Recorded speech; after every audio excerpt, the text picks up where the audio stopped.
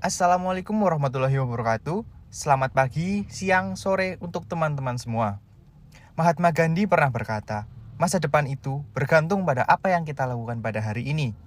Berhubung kita sedang bersama dalam proses pembelajaran hukum acara peradilan tata usaha negara dan membahas mengenai pemeriksaan prinsip-prinsip pembuktian, cara menyusun dan menyajikan jenis-jenis alat bukti. Semoga kita bisa selangkah lebih maju di masa depan yang akan datang. Bersama saya sendiri yaitu Muhammad Abrar Bahtiar dan rekan saya dari grup B yaitu ada Salsabila Gita Griselda dengan NIM E1A021193. Nareswari Nindya Santika E1A 021220. Sena Ardisa Ninggardara E1A021189. Naila Sadah Ingka Naurasya E1A 021225. Novia Aryani E1A021239. Muhammad Abrar Bahtiar E1A 021200, Rafif Ihwanul Pratama E1A 021184, dan terakhir ada Dunung Nugroho Aji E1A 021191. Lalu tanpa menunggu lebih lanjut, mari kita simak pembahasan berikut ini. Pembuktian berasal dari kata bukti yang berarti fakta yang dikemukakan di persidangan untuk mendukung dalil-dalil gugatan penggugat atau dalil-dalil bantahan tergugat atau untuk membantah keterangan pihak lawan.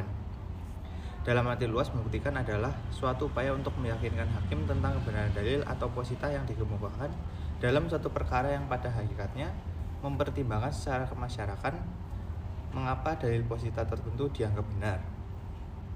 Sedangkan yang dimaksud dengan hukum pembuktian adalah hukum yang mengatur tentang cara untuk menetapkan terbuktinya fakta yang menjadi dasar dari pertimbangan dalam menjatuhkan suatu putusan.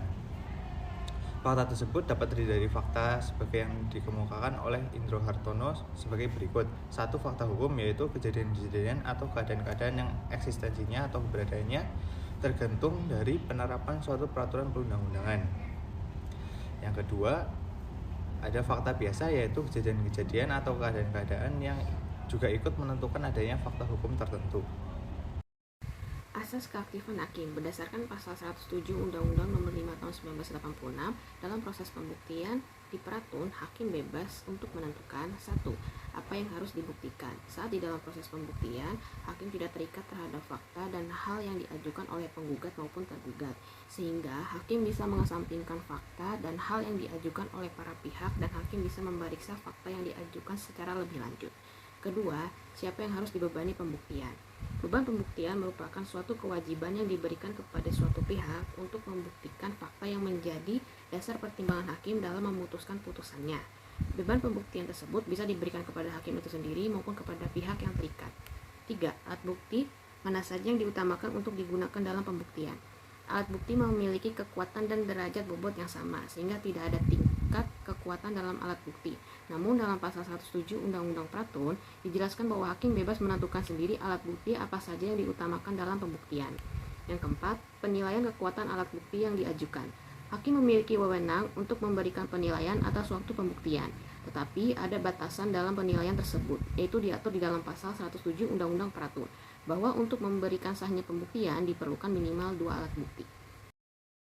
Untuk memberikan penilaian terhadap hasil pembuktian, hakim harus memperhatikan pembatasan yang sebagaimana ditentukan dalam pasal 107 Undang-Undang Nomor 5 Tahun 1986, yaitu untuk sahnya pembuktian diperlukan sekurang-kurangnya 2 alat bukti berdasarkan keyakinan hakim.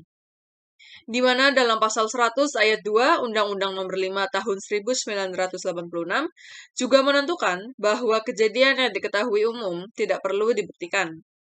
Dapat diketahui bahwa fakta yang diketahui oleh umum, dasar pertimbangan dari hakim dalam menjatuhkan putusannya, fakta yang dimaksud tak perlu dibuktikan.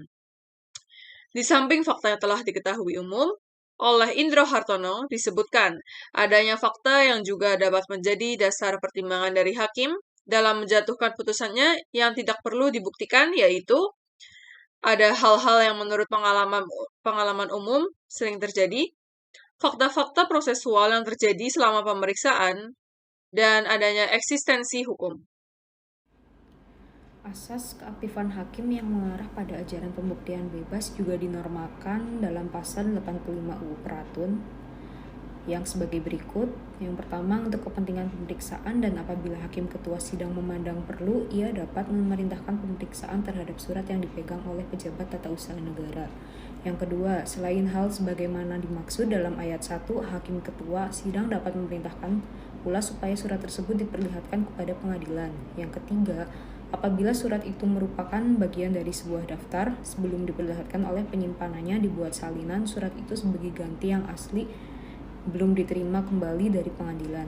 Yang terakhir, jika pemeriksaan tentang benarnya suatu surat menimbulkan persangka terhadap orang yang masih hidup bahwa surat itu dipalsukan oleh hakimnya.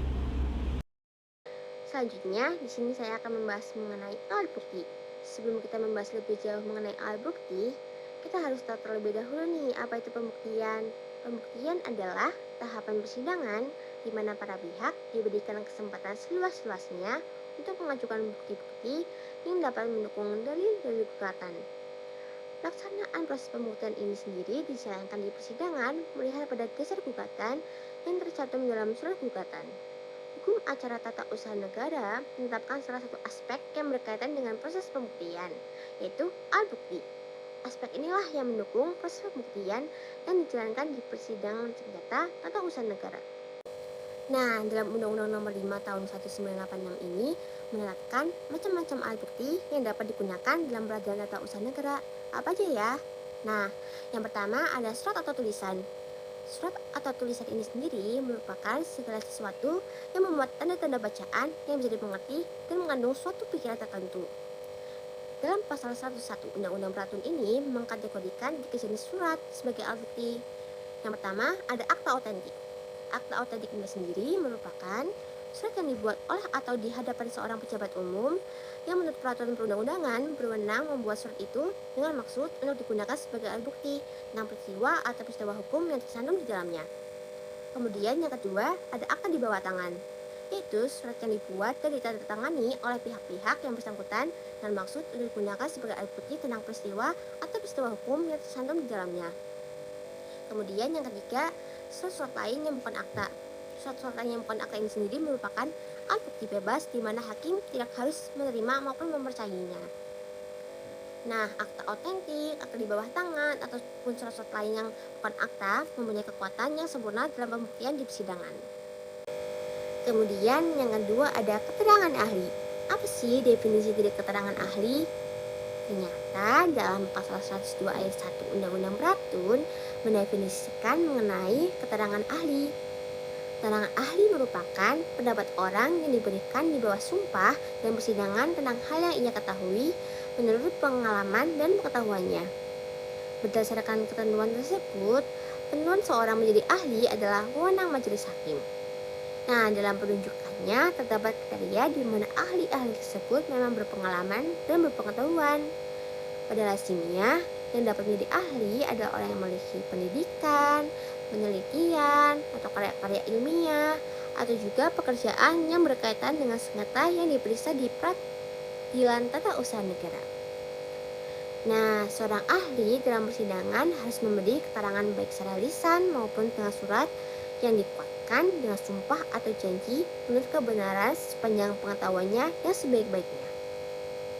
Keterangan ahli diperlukan untuk menambah keyakinan hakim mengenai suatu persoalan di bidang tertentu yang memang hanya bisa dijelaskan oleh ahli di bidang yang bersangkutan. Nah, keterangan ahli di persidangan ini adalah atas permintaan kedua belah pihak, yaitu penggugat dan tergugat.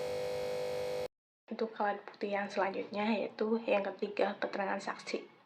Menurut pasal 104 Undang-Undang Peratun, saksi adalah orang yang mengalami, melihat, atau mendengar secara langsung suatu hal yang berkaitan dan relevan dengan sengketa tata usaha negara yang sedang diperiksa. Keterangan saksi dapat dijadikan sebagai alat bukti apabila keterangan itu dia alami, dilihat, atau didengar oleh saksi itu sendiri. Kemudian alat bukti yang keempat yaitu pengakuan para pihak. Ketentuan tentang pengakuan para pihak hanya diatur dalam satu pasal, yaitu pasal 105 Undang-Undang Peratun yang menyatakan pengakuan para pihak tidak dapat ditarik kembali kecuali berdasarkan alasan yang kuat dan dapat diterima oleh hakim. Pengakuan merupakan keterangan, baik secara lisan maupun tertulis, yang membenarkan peristiwa, hak atau hubungan hukum yang dikemukakan pihak lawan. Kemudian alat bukti yang terakhir atau yang kelima yaitu pengetahuan hakim. Pasal 106 Undang-Undang Peratun mendefinisikan pengetahuan hakim sebagai hal yang olehnya diketahui dan diyakini kebenarannya. Indro Harto menyatakan pengetahuan hakim antara lain hasil pemeriksaan setempat, barang atau orang yang ditujukan kepada hakim, film dan sebagainya, yang kesemuanya tidak termasuk keempat alat bukti sebelumnya, namun memiliki relevansi dengan sengketa yang sedang diperiksa dan secara rasional dapat menimbulkan keyakinan bagi hakim. Selain pembuktian yang ada dalam Undang-Undang Nomor 5 Tahun 1986 tentang Peradilan Tata Usaha Negara, terdapat perluasan, yaitu alat bukti elektronik sesuai Undang-Undang Nomor 11 Tahun 2008 yang meliputi informasi elektronik dan atau dokumen elektronik. Bukti elektronik merupakan wujud implementasi era digitalisasi yang kemudian diharapkan mampu mengikuti perkembangan zaman. Penerapan informasi elektronik di lingkungan peradilan dinilai mampu mewujudkan visi dan misi Mahkamah Agung sebagai lembaga peradilan di Indonesia. Pelaksanaan asas ini dimaksudkan agar proses peradilan dapat diakses oleh semua orang tanpa kecuali guna memudahkan terwujudnya proses hukum yang tidak diskriminatif. Begitu juga dengan adanya alat bukti elektronik dalam pemeriksaan alat bukti di Peradilan Tata Usaha Negara yang dapat memberikan kemudahan bagi berbagai pihak. Kehadiran peradilan elektronik tersebut diharapkan dapat mengurangi atau bahkan meniadakan keluhan utama masyarakat atas pelayanan peradilan selama ini, seperti proses berperkara di pengadilan yang lambat dan bertele-tele sehingga menyebabkan biaya mahal, akses masyarakat untuk memperoleh keadilan yang sulit, dan integritas aparatur peradilan yang rendah akibat terbuka lebarnya peluang malah administrasi dan aparatur peradilan. Seiring dengan berkembangnya kemajuan bidang teknologi informasi dan telekomunikasi yang sangat cepat, dalam praktik muncul berbagai jenis alat bukti baru yang dapat dikategorikan sebagai alat bukti elektronik.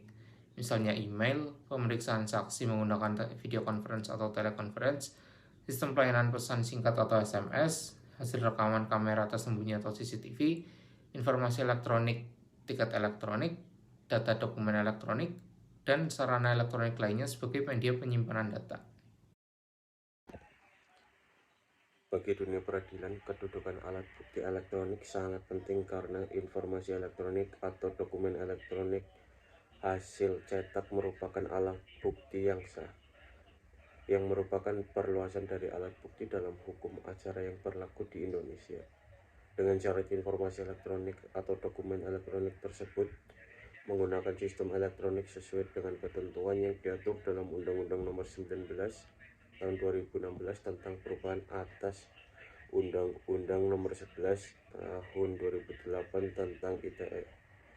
Adapun suatu alat bukti elektronik yang dapat diterima ialah yang sesuai dalam pasal 1 ayat 1 UU ITE. Dalam UU ITE telah mengatur bahwa alat bukti elektronik ialah sekumpulan data elektronik berupa tulisan suara atau gambar, peta, rancangan, foto, surat elektronik, telegram, dan lain sebagainya yang telah diolah dapat dipahami oleh orang yang memiliki kredibilitas. Dalam hukum acara yang berlaku di Indonesia, harus ada alat penguji terhadap alat bukti elektronik agar alat bukti tersebut dapat dinyatakan sah di persidangan. Persyaratan formil alat bukti elektronik diatur dalam pasal 5 ayat 4 dan pasal 43 UU ITE, yaitu 1. Informasi atau dokumen elektronik tersebut tidak berlaku untuk surat yang menurut UU harus dibuat dalam bentuk tertulis. Surat beserta dokumennya yang menurut undang-undang harus dibuat dalam bentuk akta notaris atau akta yang dibuat oleh pejabat pembuat akta. 2. Penggeledahan atau penyitaan terhadap sistem elektronik harus dilakukan atas izin ketua pengadilan negeri setempat. 3. Penggeledahan atau penyitaan dan tetap menjaga terpeliharanya kepentingan pelayanan umum. Sedangkan persyaratan material alat bukti elektronik diatur dalam pasal 5 ayat 3 UU ITE, yaitu informasi dan dokumen elektronik dinyatakan sah apabila menggunakan sistem elektronik sesuai dengan ketentuan yang diatur dalam UU ITE. Baik teman-teman, sepertinya telah usai penyampaian materi dari kelompok kami. Jika ada yang salah, mohon dimaafkan. Jika ada yang sayang, mohon diungkapkan. Pasang bohlam tangannya jatuh, Wassalamualaikum warahmatullahi wabarakatuh.